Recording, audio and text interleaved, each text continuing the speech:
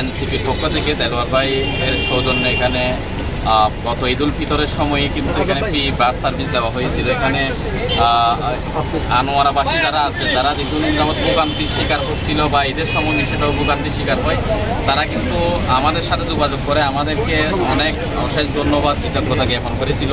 তারই অংশ হিসেবে আমরা যেটা দেখতেছি এখনও পর্যন্ত কিন্তু আনোয়ারা যে পরিবহন নৈরাজ্য এমনকি পরিবহনে চাঁদাবাজি সিন্ডিকেট এগুলো কিন্তু এই বাসটি আজকে আমরা উদ্যোগ নিয়েছি।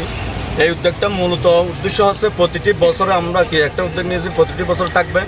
ঈদ উল ফিতরের সময় যেভাবে দিয়েছি গণমানুষের যে গণনা হয়নি রোডে গার্ডে 1 টাকার ভাড়া 10 টাকা, 10 টাকার ভাড়া 30 টাকা, এইভাবে সিন্ডিকেট হচ্ছে।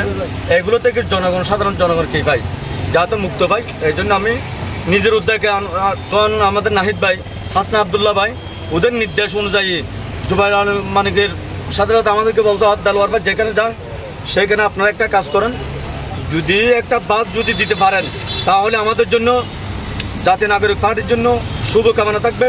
কারণ আমরা সবসময় চাই মানুষের পাশে থাকো, জনগণের একটা বুক ধারণ করা। এই বুক ধারণ করার জন্য মানুষের কষ্ট পাওয়ার বিরুদ্ধে থাকার জন্য একমাত্র এই বাসটি উপহার দেওয়া হয়েছে এই ঈদ উল আজহার উপলক্ষে। কয়দিন ব্যাপী চলবে? 2 দিন ব্যাপী চলবে, ইনশাল্লাহ 2 দিন ব্যাপী চলবে। খুব ভালো লাগছে। আগামীকাল ঈদ আজহা উপলক্ষে যে ভাইরা যে উদ্যোগটা নিচ্ছে এটা খুব একটা সুন্দর পরিবেশ, শান্তি পরিবেশ। আমরা যাইতে পারতেছি ফ্রি, খুব আনন্দ লাগতেছে আমাদের কাছে।